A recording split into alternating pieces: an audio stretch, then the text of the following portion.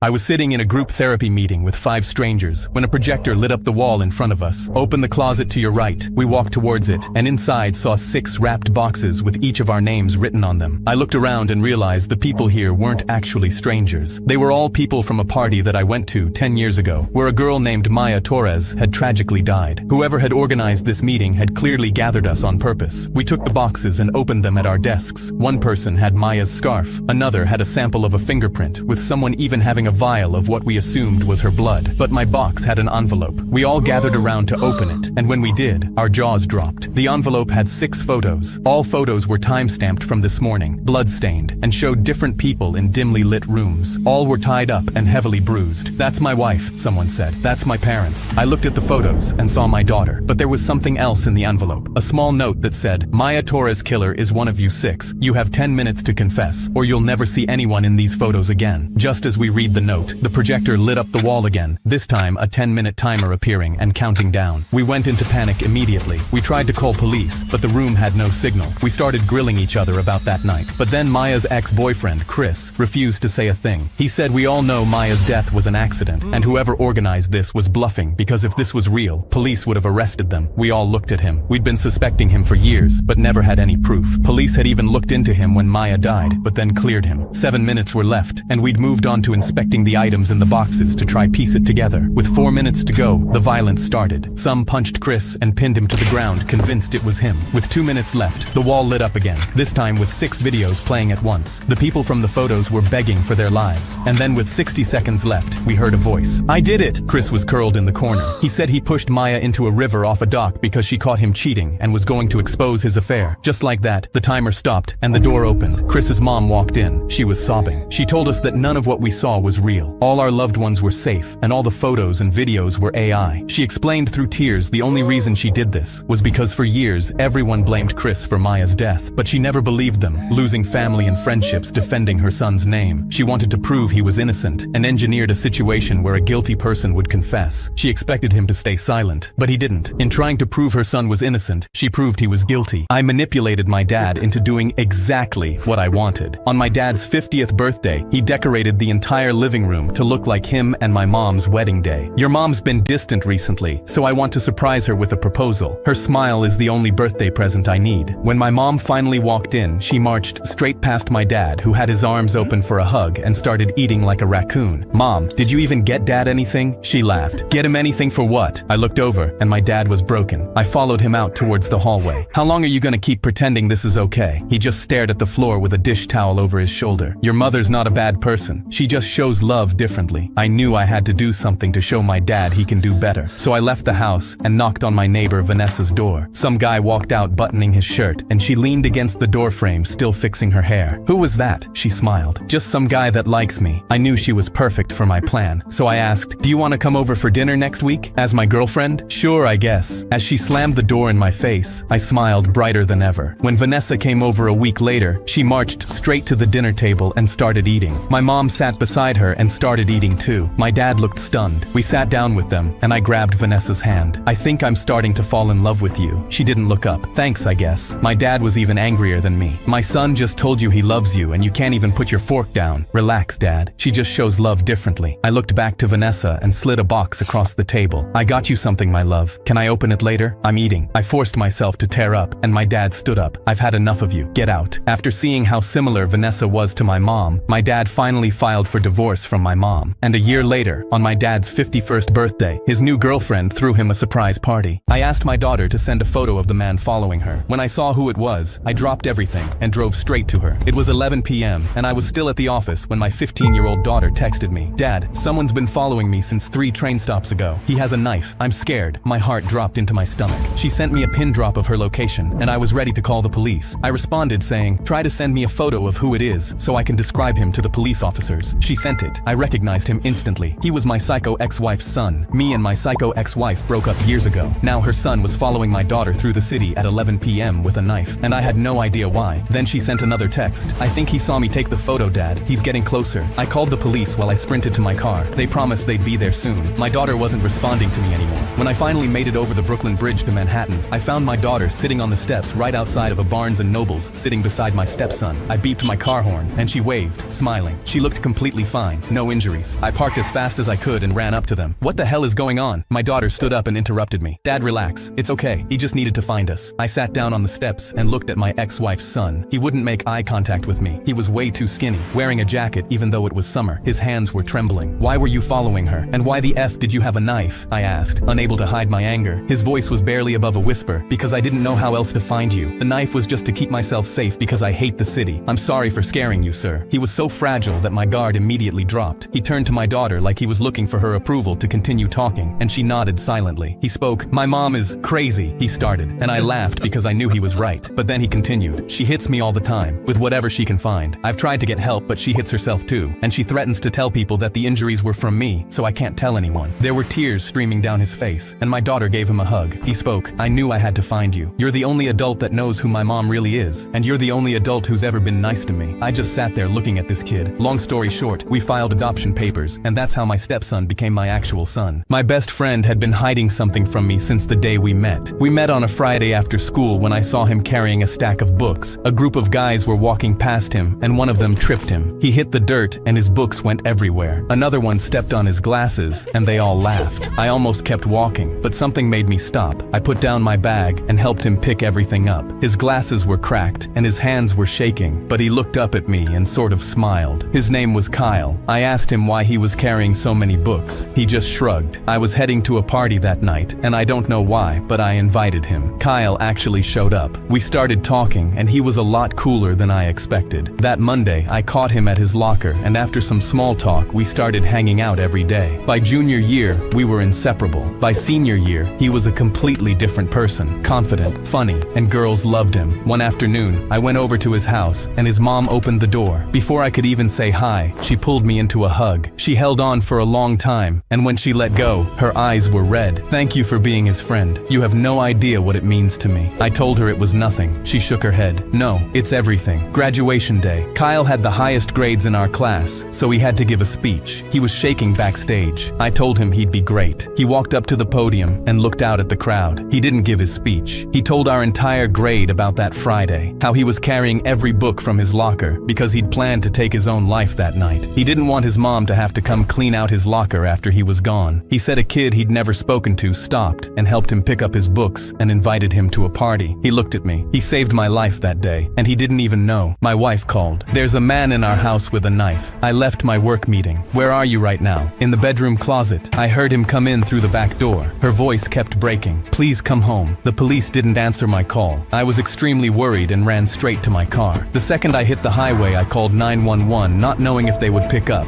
but they picked up instantly. I thought it was weird because my wife said they didn't answer her call, but I ignored the thought and just focused on giving them our address. I was 2 minutes away when my phone buzzed with a text from her. "Please hurry." I pulled into our driveway and took the gun out of the glove compartment. When I looked through the window, I expected to see a man with a knife, but instead, there were party streamers everywhere, large cake on the table. I had no idea what was going on, and I needed to know if my wife was okay. The back door was cracked open, so I crept inside. "Get away from her!" 20 people turned toward me. Pink and blue balloons filled the ceiling. My wife's dad was standing over a 3-tier cake with the knife in his hand. A banner above him read, "Daddy to be." My wife stepped out from behind him holding an ultrasound. "Surprise! I'm finally pregnant!" Suddenly, officers poured through the front door with their weapons drawn. "Drop the knife!" My wife put her hands in the air. "Wait, this was a prank. I just wanted to surprise my husband that we were finally pregnant after 2 years of trying. I did it this way because I wanted it to be memorable." My wife's dad was laughing. "She told you not to call them." I grabbed the knife and went to cut the cake. Well, now there really is a man in our house with a knife. I cracked open my first can of the 100 energy drinks and clicked record on my camera, ready to break the Guinness World Record for no sleep of 11 days and 25 minutes. I had insomnia and figured it would be easy. The first 24 hours flew by and I posted how simple this was. But then 3 days in, I started seeing shadows, hearing voices, and my girlfriend's face suddenly distorted into creepy shapes. 6 days in, I had to buy more energy drinks and could feel stabbing pains in my heart. 192 hours in, I had to call a doctor friend on standby because there were only 2 ways this challenge was ending. Me at the finish line or me at the morgue. 9 days in, I lived on the floor, hiding from the skinwalkers around me who wanted to peel off my skin. Day 11, I was hooked up to an electroshock machine so I'd stay awake. When the challenge was over, a doctor told me I'd permanently damaged my brain, reducing my IQ by 25 points. And when I emailed Guinness World Records, I got a reply saying they find my attempt admirable. But if I'd looked through their website, I would have seen they no longer recognize new attempts as official, as they don't want to encourage people destroying their health. At dinner, my wife demanded we swap partners, so I agreed. My wife dropped it at dinner at Cassie and Paul's house. Cassie was her maid of honor. "We're swapping partners every Thursday. It's already decided." Then she whispered, "Last Tuesday, in our bed." She told me if I said no, she'd file tomorrow and take the house. I built that house. I looked at Cassie. She wasn't crying. She was completely still. I said fine. My wife smiled. Cassie didn't. I brought Cassie white roses on our first swap because nobody ever bought her flowers. Over dinner, she told me Paul hadn't touched her in months. When I got home, my wife was waiting for me. She told me about the hotel Paul booked, the things he whispered to her, how he picked her up and pinned her against the wall. She said Paul makes her feel like a woman again, and that she forgot what it was like to be with a real man. She kept going, watching my face the entire time, like she was trying to find the one that would break me. I picked up my phone and texted Cassie, "Thank you for a lovely evening." My wife saw my screen and threw her wine glass at the wall. On her way out the next swap, my wife said Paul actually knows how to keep things exciting. Cassie broke down in my car that night saying she'd known something was wrong for a year. My wife kept pushing. She walked in wearing a necklace Paul bought her and told me Thursdays aren't enough anymore. At her parents' house, her mom smelled cologne on my wife before she even sat down. I told them we're swapping partners, and it was my wife's idea. She started asking what Cassie and I did, and I told her we talked. She went quiet. Cassie's birthday came and Paul didn't show. I told her she deserved someone who remembered. Cassie held on to me, and across the room my wife watched. She didn't go to Paul's that night. My wife is pacing the kitchen saying she's ending this today. I slide my phone across the table. Screenshots. Texts between her and Paul going back 4 months. Messages where she called me boring and laughed at Paul calling Cassie pathetic. I tell her Cassie sent them the first swap. I tell her Cassie waited for her to say something, and she never did. My wife grabs her phone and dials Cassie. Nothing. Tries Paul. Voicemail. She runs to the window, and Paul's driveway is empty. I tell her Cassie showed him everything last night. She starts pulling at her hair, saying she'll go to Cassie's house right now. I tell her Cassie changed her locks yesterday. My wife grabs the counter, telling me I can't do this to her. I set the divorce papers on the table. You told me it was already decided. So is this. My daughter was waving at a grown man across the daycare parking lot, and he was smiling back at her. But the second he noticed me, he pulled his jacket over his face and cut through the side exit. I crouched down and asked who that was, and she put her finger to her lips. That's my secret buddy. I asked my wife about it at home, and she said, she's 4. She probably waved at a stranger and made up a story. I don't care. Something is wrong with that man. I'm going to the police. She snatched my car keys out of my hand. And say what? That our 4-year-old has an imaginary friend? You're embarrassing yourself. I dropped it. But when I was getting my daughter ready for bed, a handful of candy fell out of her jacket pocket. I sat on the edge of her bed and asked where she got it. She held up her pinky. Promise you won't tell anyone. I wrapped my pinky around hers. My secret buddy gives them to me when you're not around. Where does he give you candy? Here, when he comes to help mommy. I gripped the edge of her mattress. What does mommy need help with? He gives me candies and I count to 5,000 while he helps mommy fix her squeaky bed. I thanked her for telling me the truth and kissed her goodnight. I hope she's ready to grow up without a mom. I was in the principal's office when he said, "We know you set off a stink bomb in the boys' bathroom. It's been 2 hours. Just stop denying it." I was more impressed than anything else. But how? I blocked all the known security cameras and did it completely alone. I didn't even tell anyone about it. The principal smirked and said, "We have our ways," before handing me a detention card. So I made a beeline right back to the boys' bathroom because I had to figure out their method. I quickly scribbled a gang sign on a sticky note and waved it around the bathroom to see if they'd catch me. Except this time, I made quadruple sure to only leave when the coast was clear. But somehow the next day, I still landed back in the principal's office. "We caught you again." I leaned in. "How?" He shrugged. "Let's just say, all of the teachers are on alert, one of the perks of the job." But I wasn't giving up that easily. So when he wasn't looking, I turned on the anonymous calling feature and called his phone. His phone rang, but he refused to leave until I said, "I heard Kimberly's mom was going to call you today. Something about a lawyer." He glared at me before leaving. As soon as he walked out, I went behind his desk and saw it. His computer screen was still on, and I saw a grid of live camera feeds on the screen. As I looked closer, I almost vomited from shock. Turns out his perks of the job included cameras angled inside the students' toilet bowls. I heard him coming back, so I jumped behind the desk and just nodded until he was finally done talking. I called the police as soon as I was outside, and the next smoke bomb he saw was in prison. My roommate stole my food for 6 months, so I finally cooked him the meal he deserved. I dropped another ghost pepper into the bowl and kept mixing. Sticky notes, labels, group texts, and a combination lock on a Tupperware had all done nothing. Every time I caught him, he shrugged through a mouthful of my food and said the same thing. "Bro, it's just food." Tonight, I rolled the meatballs and slid them onto the bottom shelf with the usual sticky note. I left the recipe card on the counter and went to my room to wait. 20 minutes later, right on cue, the fridge opened down the hall. The microwave kicked on a few seconds after. By the time it beeped, my bedroom wall was vibrating with the sound of him chewing. He yelled through the wall, "Bro, why have you been hiding these from me?" The front door opened before I could answer. His girlfriend dropped her keys on the counter and asked what smelled so good. He shouted back, "Babe, you have to try these meatballs my roommate randomly made." She picked one up, smelled it, and asked why they looked so red. He laughed. "Bro, it's just food." The next sound was a wet bite followed by a long, suspicious pause. Both bathroom doors slammed at the exact same second. She started first. A long "eh" came through the guest bathroom door like a fire alarm. He banged on his door, screaming, "You poisoned me! I'm calling poison control!" I went and got the recipe card off the counter where I'd left it. I read it through his door over her screams, one ingredient at a time. 2 pounds of ground beef, 1 yellow onion, 16 ghost peppers. Her howling stopped. Her voice came from the other bathroom, raw and wet. 16! Who put 16 ghost peppers in a meatball? Who is your roommate? I can't feel my tongue. Is this legal? Call an ambulance. Call my mom. I told her through the door. Nobody told you to eat it. The sticky note said, "Do not eat. Way too spicy." My new stepdad wore his army uniform to Thanksgiving. I called the cops before dessert. When I walked in, Kenny was sitting at the head of the table in full army dress. My aunt grabbed my arm. "He's a war hero." Kenny stood up and shook my hand. "Good to finally meet you, son." My uncle handed him a beer. "Tell Brandon about Kandahar. He just got back from his 3rd tour. He'd love to hear this." Kenny settled back with a humble smile. "We were outside Kandahar when the ambush hit. My buddy went down down, so I ran through enemy fire and dragged him back. That's how I earned this. He tapped the medal on his chest. My aunt had tears in her eyes. I cut into my turkey and looked at his ribbons. They were in the wrong order, and the badge above them was upside down. I got the Purple Heart when an explosion threw me 15 feet, shot shrapnel into my left leg. I woke up 3 days later in a field hospital, barely able to walk. I looked under the table. He was bouncing that same leg just fine. I set down my fork. Where were you stationed? Fort Jackson. What was your job? Infantry. 11 Bravo. Fort Jackson doesn't train infantry. What unit? 3rd Battalion, 75th Regiment. Mom beamed. He was a ranger. Isn't that incredible? I nodded. Where'd you do ranger school? Kenny took a long drink. Fort Benning. Toughest 8 weeks of my life. That base hasn't been called Benning in years. I pulled out my phone under the table and searched his name in the Stolen Valor database. He'd been reported in 3 states for faking military service. I waited until Mom brought out the pie and everyone had a slice. Kenny, your badge is upside down, and those ribbons can't be together. You learned that on day 1 of basic. He froze. Fort Jackson trains clerks and cooks. Infantry goes to Fort Moore, and that base hasn't been called Benning in years. I turned my phone around and showed the table. You've been reported in 3 states for stolen valor. Mom grabbed my phone and her hands trembled as she read. Kenny looked around the table. I just wanted people to respect me. Mom stood up so hard her chair fell over. You wore that uniform to our wedding. My uncle grabbed Kenny's shoulder. Were you ever even in the military? Kenny stared at the floor. No, I walked around the table. Take it off. You didn't earn it. I picked up my phone and called the cops before dessert.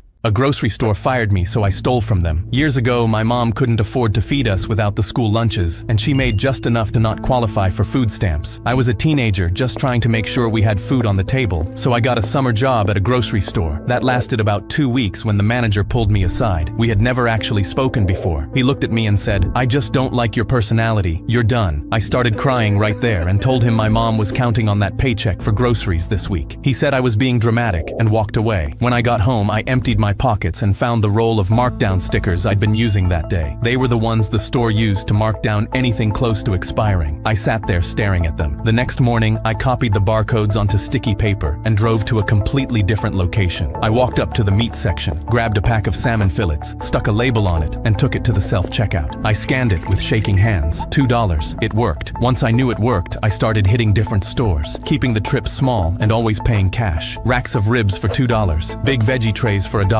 expensive cheese for 99 cents. I hit about a dozen stores that summer. Our fridge started filling up for the first time since school let out. I never got caught, not once. My mom eventually asked where all the grocery money was coming from. I told her I got an academic scholarship. I watched my girlfriend send her entire paycheck across town to help raise her little cousin and decided she was the kind of person I needed to marry. But she'd told me previously she'd only say yes if I truly proved I was worthy of her love. I looked at her phone the following night and in her notes saw a photo of a beautiful emerald ring with the words, "Maybe one day," written beside it. I opened a secret savings account without telling her. I picked up extra shifts, delivered food on weekends, and sold anything I didn't need, even skipping lunches at work because she deserved the world. Finally, I had just enough. I texted her that morning. "I have a surprise for you tonight. Be ready." She sent back a heart. I grabbed my jacket, looked at the photos of her and her cousin by the staircase, and headed out. I cut through her old neighborhood toward the little jewelry store she'd pointed out once on a walk. But on my way there, I saw a teenage girl on the side of the road. She was alone and bleeding profusely. Nobody was stopping to help her. I ran to her and called an ambulance. At the hospital, doctors said she needed emergency surgery right now to save her life. But without a parent present or insurance, they needed a deposit before they could start the operation. The amount was almost exactly what I'd saved. I looked down at my phone. My girlfriend's love heart was still on the screen. I looked back at the little girl, who was almost unconscious now. I took out my wallet and paid every dollar. I walked home empty-handed, nothing to show for the months of work I'd put in. My girlfriend was in the kitchen in her favorite dress, smiling and waiting for her surprise. I couldn't hold it in. I broke down and told her everything: the emerald ring, the little girl, the money. But before I could finish, she dropped beside me. She held my face and kissed me, and while crying said she would marry me. I didn't understand. Then I looked behind her at the family photo by the staircase, and there she was, the teenage girl from earlier, standing right next to my girlfriend as a child. I just saved her life. My girlfriend smiled and said even though she never got her ring, she certainly got her answer. My dad walked into my room on my 18th birthday and slid a book across my desk. He looked me right in the eyes and said, "It's time you pay your dues." Instead of wishing me a happy birthday, he was demanding I owe him $280,000 for raising me. He didn't even let me speak before sliding a pen on top. I picked up the book and opened it. The first page had a charge for the hospital the day I was born. I looked up at him. He crossed his arms and nodded at the pen. I kept flipping, and everything was listed from the baby formula to the winter coat he bought me me when I was 6. My dad tapped the desk. Just sign it. I turned to the last page and my hands stopped. He'd added today's birthday dinner to the total. The cake my mom baked that morning was listed at $14. I looked up at him and realized that in his eyes, I was just a human ATM. I closed the book and tore it in half. Do you even love me? He lunged across the desk and grabbed me by the shirt. Give me my money. I pulled his hands off me and stepped back. He shoved the torn pages in my face. If you don't give me what you owe, you are no longer part of this family. Then I'm not. I walked out of the house with nothing. He followed me to the driveway screaming. I got in my car and drove away. I had nothing, so I worked 3 jobs just to afford a room. And it wasn't until 5 years later, when I was sitting in an office working on my business, that I saw my dad again. I looked out my office window to see him in the parking lot on his hands and knees in a suit picking pennies off the pavement. He couldn't get a single one from me, so he spent his time collecting them off the ground.